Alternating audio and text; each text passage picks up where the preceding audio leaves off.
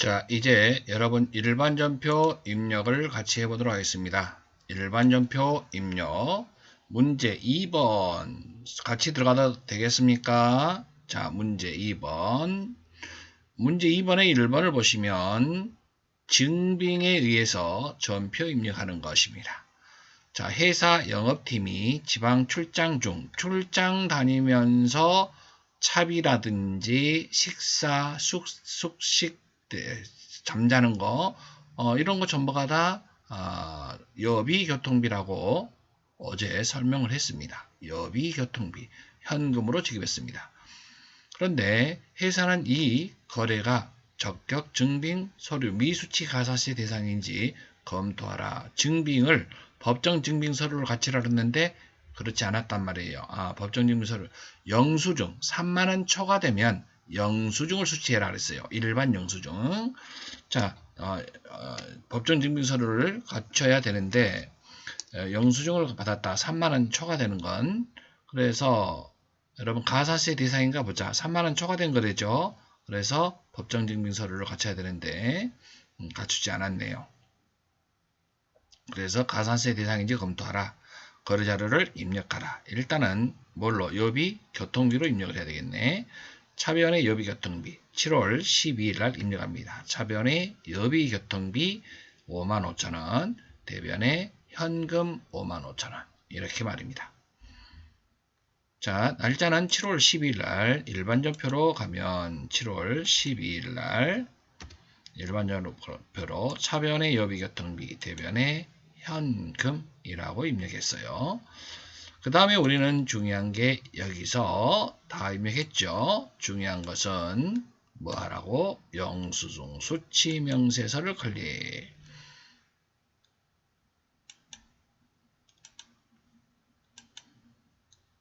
날짜는 몇 월 며칠이었죠? 영수증 수치 명세서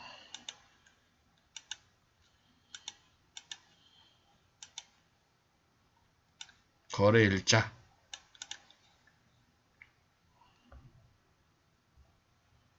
그대로 써줍니다. 거래일자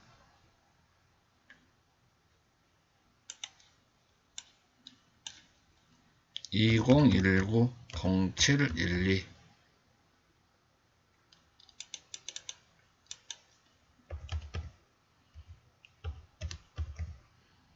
그 다음에 호림각 상호 전미선 대구 중구 공평로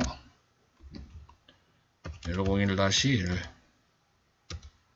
사업자 등록번호 211-14-245117 엔터. 거래금액 55,000원. 계정 여기 구분은 여러분 여기에 해당되지 않으면 지금 요런 거래 내역이 아니면 그냥 넘어갑니다. 계정 과목은 여비교통비 812번 이렇게 해주시면 되겠습니다. 그러면 여러분 영수증 수치 명세서 보면은 55,000원 이렇게 되어 있죠. 그 다음에 됐습니다. 그러면 가산세 대상이다 이런 얘기죠. 가산세 대상이다. 다음 이제 2번 문제 보면 통장 사본에 의해서 보통예금 일단은 내역을 봤더니 맡기신 금액 그러면 돈이 들어왔다는 얘기네요. 매출처 시연마트의 외상대금이 보통예금으로 입금되었다.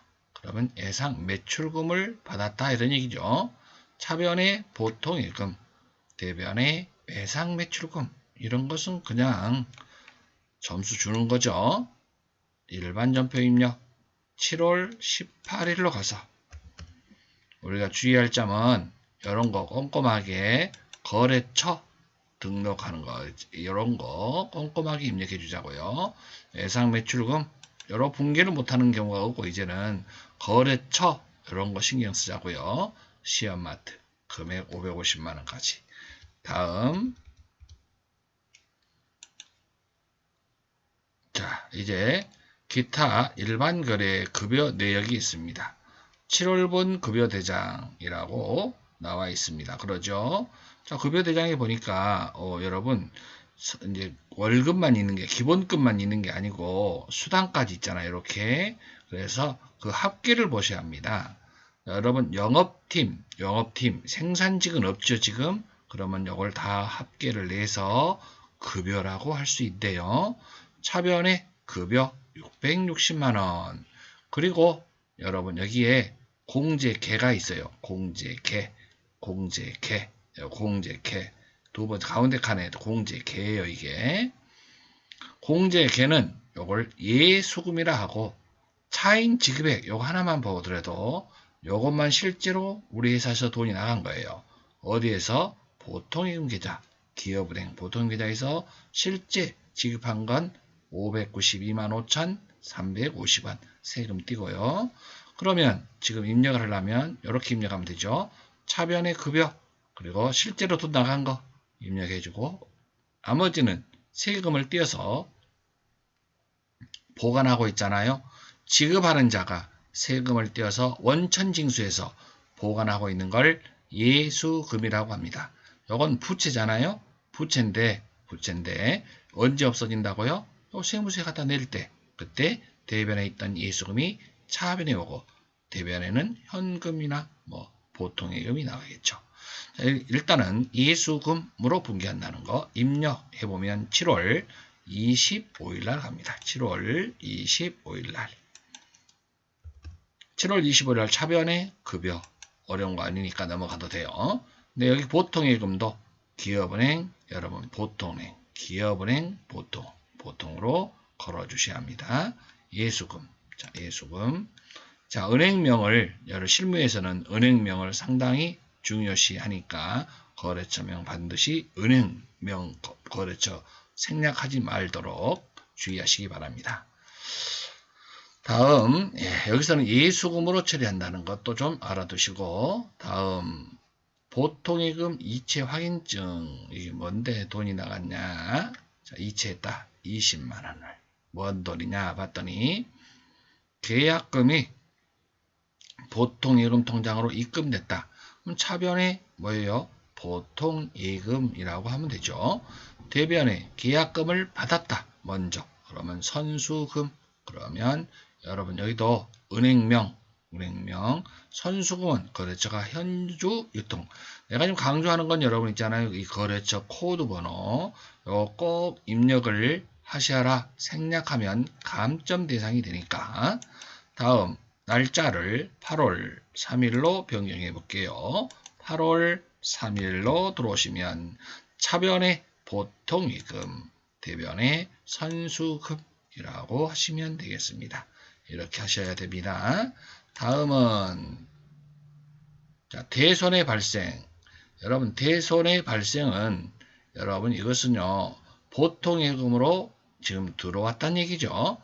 그런데 여기 무슨 말이냐면 전년도에 파산돼 가지고서 대손 처리했다. 그러면 전년도에 대손 처리했다.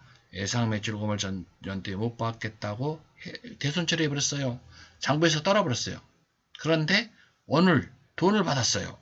돈 들어온 건 쉬워요. 차변의 보통예금 쉬운 것은 먼저 합니다. 차변의 보통예금 30만원. 여러분 여기다 전기 동그라미 있어요. 전기. 전년도 이전에 1년 이상 지나버렸다면 이게 전기죠. 그러면 여러분 무조건 대손 충당금으로 분기합니다.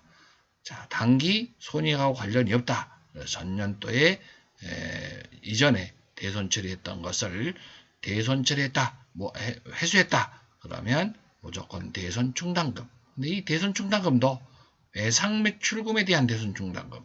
여기 외상 매출금이니까 그래서 109번을 써야 한다는 거예요. 그러니까 못 받게 됐다고 전년도에 대손 상각비로 처리했던 대손 충당금으로 처리했던 따지지 말고 1년 이상 지났다면 무조건 대손 충당금으로 분기한다. 이것도 별표시. 이런 것들은 중요한 문제예요. 그래서 여러분들 심도 있게 여러분들은 공부를 하셔야 됩니다. 네, 다음 입력을 하는 걸 보여드릴게요. 8월 20일로 갑니다. 차변에 보통예금 여기에 은행명 반드시 걸어주셔야 하고요.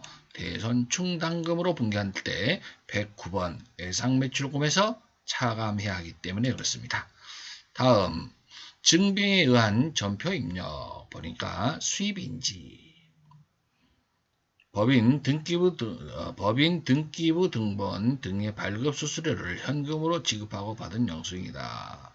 여러분 이것은 다같이 수수료를 지급했다 그러면서 다같이 우리는 뭐라고 불러? 수수료 비용 현금으로 지급했다. 어려운 거 아니죠? 수수료 비용 8월 30일 나와서 차변에 수수료 비용 만원, 대변에 현금 만원. 자, 여러분 여기에서